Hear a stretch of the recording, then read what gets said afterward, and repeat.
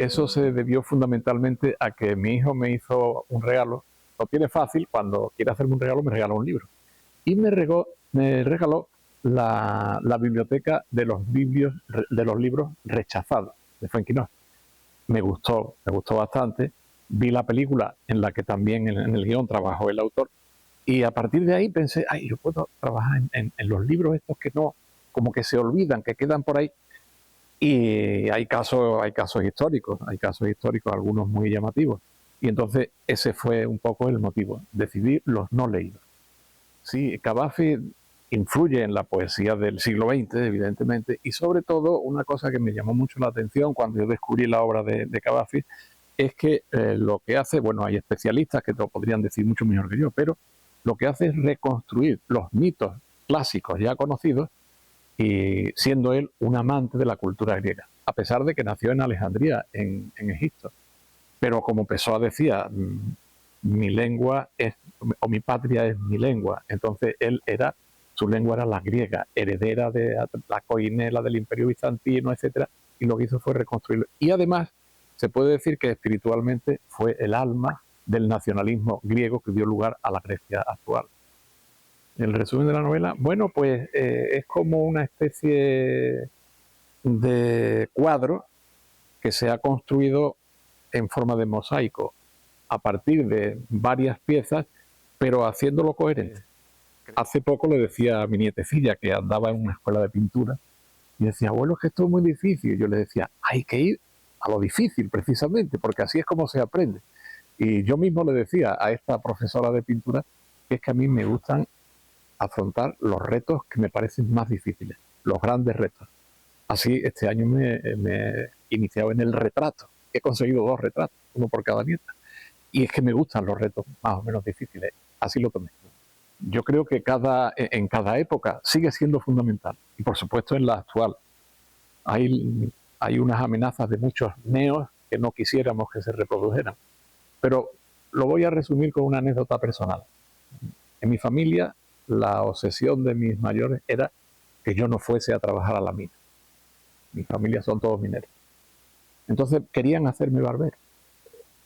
Y yo creí durante mucho tiempo que había empezado el bachillerato elemental de aquella época por casualidad.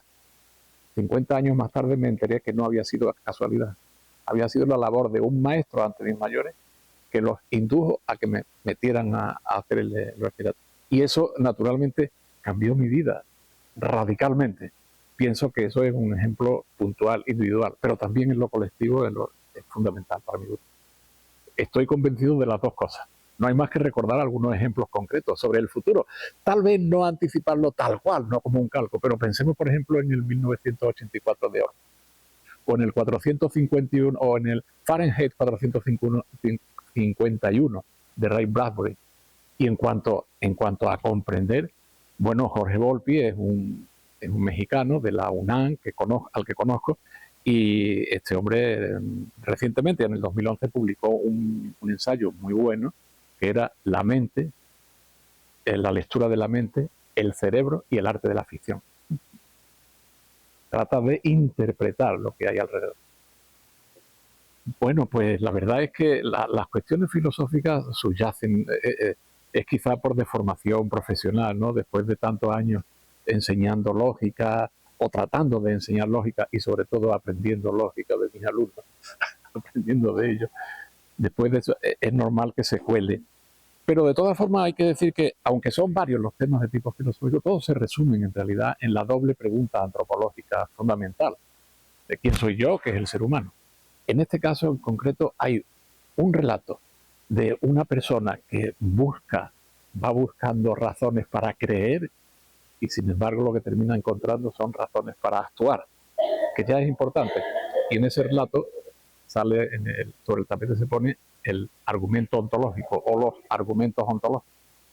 Ay, me encantaría que se llevaran la idea de que ellos llevan dentro un sabio y lo único que hay que hacer es despertarlo. Si contribuyo mínimamente a que se despierte, estupendo. Bueno, pues Braulio sería un aspirante a sabio, pero casi que me atrevería a decir más todavía. es sabio en la medida en que él es consciente de su ignorancia, hasta el punto de que, como los sabios son, es humilde y piensa que él no sabe manejar los tiempos verbales y recurre al profesor de literatura, va a donde tiene que ir, porque lo que quiere es buscar la sabiduría, busca la sabiduría. En ese sentido ya es sabio. Yo diría, la llamaría adelante,